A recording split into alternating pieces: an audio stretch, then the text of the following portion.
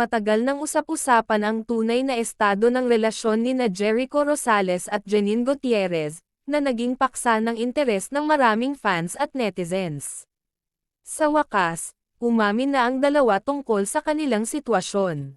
Ayon kay Jericho, masaya siya sa kung anong meron sila ni Janine ngayon.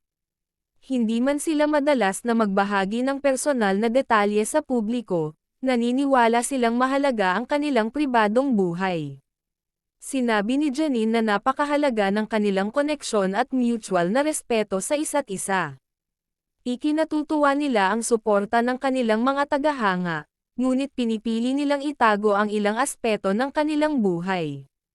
Para sa kanila, mas mahalaga ang kalidad ng relasyon kaysa sa pagbibigay ng detalye sa publiko.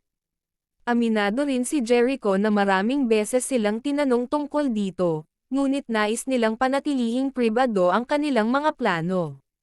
Si Janine naman ay naniniwala na ang mahalaga ay ang kanilang pagkakaintindihan. Ibinahagi nila na komportable sila sa kasalukuyang estado ng kanilang relasyon. Ayon kay Janine, hindi nila kailangang magmadali o sumunod sa inaasahan ng iba. Sa huli, naniniwala silang ang pagmamahalan ay hindi kailangang ipagsigawan.